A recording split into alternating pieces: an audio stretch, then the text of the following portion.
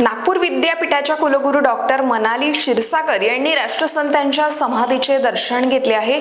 पदभार स्वीकारताच नागपूरवरून त्या थेट गुरुकुंजामध्ये पोहोचल्या, त्यांनी दर्शन घेतलंय।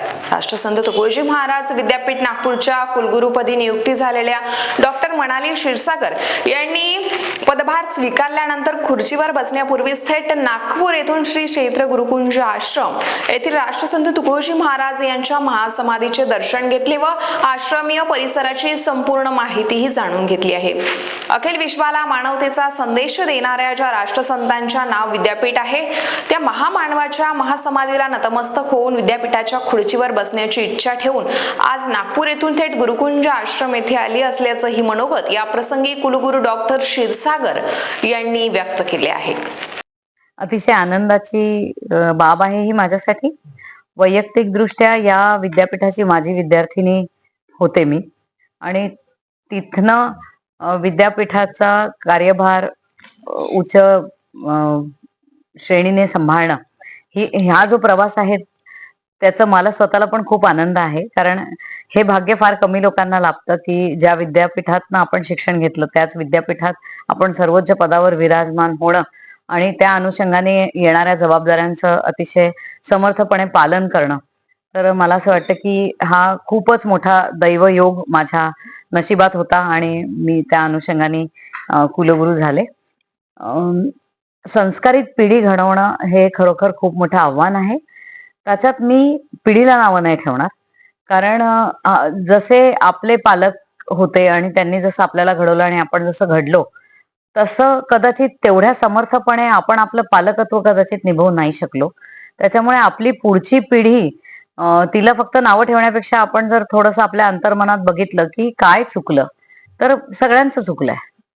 पालकांचं पालक म्हणून चुकलं आहे, समाजाचं समाज म्हणून चुकलेलं आहे आणि हे सगळं काही ठीक करण्यासाठी आता खूप मोठ्या प्रमाणावर आपल्याला काम करणं अपेक्षित आहे, आवश्यक आहे। कारण पिढी गारद होणे याच्यासारखी दुसरी दुर्दैवाची गोष्ट नाहीये आणि दुर्दैवाने असं होत आहे, म्हणजे मूल्य नाही राहिलेली। कारण मूल्य का नाही आहेत, कारण आधी शाळांमधनं ज्या वेळेला शिक्षक मुलांना मारायचे त्यावेळेला घरातनं पालक येऊन त्याला जाब नाही विचारायचे कधी, उलट ते म्हणायचे की आणखीन 2 द्या अशी चूक झाली असेल तर।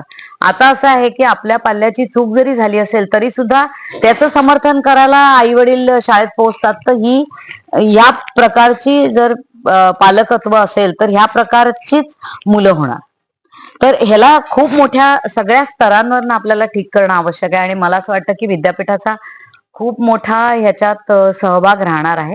त्याच्यामुळे आमच्या परीने जे काही संस्कार म्हणजे मोठं झाल्यानंतर संस्कार घडवणं जरा कठीण असतं, पण त्यात आम्ही काय जे करू शकतो, जसं आपण म्हणालात की भजन स्पर्धा आहेत किंवा आपण साहित्य संमेलन आहेत, म्हणजे असे काय आणखीन त्यांच्या मूळ शिक्षणाबरोबर आपण असं काय करू शकतो जेणेकरून त्यांना आपण जागेवर आणू शकू, त्यांच्यामध्ये जरा कुतूहल निर्माण करू शकू, रस निर्माण करू शकू की अरे आपल्याकडे खूप काही आहे, तुम्ही त्याच्याकडे लक्ष न देताना फार भरकटत आहात।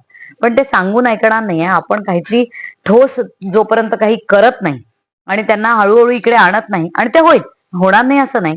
तर मला असं वाटतं की कुलगुरू बनण्याच्या निमित्ताने माझ्या पुढे ही खूप चांगली संधी आलेली आहे आणि त्याला मी आपली चांगली पिढी घडवण्यात मी लक्ष देईन असंच मला म्हणायचं आहे आजच्या दिवशी। दुसरा प्रश्न, आपण हा सर्व आश्रमीय परिसर पहिल्यांदा बघितला? हो, पहिल्यांदा आपण या ठिकाणी पवित्र ठिकाणी आलो। हो। आदरणीय बोटेगुरूंनी पण आपल्याला सगळी महाराजांच्या वेळेची आणि सगळं हस्तलिखित पूर्ण माहिती मिळते। हा सगळा आश्रमीय परिसर पाहून ती माहिती आपण 2 शब्द आम्हाला सांगावे का? काय वाटलं तुम्हाला परिसर? भारावले ज्याला म्हणतात ना, तर मी भारावले हा सगळा परिसर बघून। म्हणजे प्रत्येक ठिकाणी एक ऊर्जा असते आणि ती ऊर्जा आपल्याकडनं सगळं काम करवते। तर मला असं वाटतं की कुठेतरी इथे ती ऊर्जा घ्यायलाच मला इथे आमंत्रित केलं महाराजांनी की आता तुला जी पुढची वाटचाल करायची आहे त्याची ऊर्जा घ्यायला तू इकडे ये, हेच म्हणा।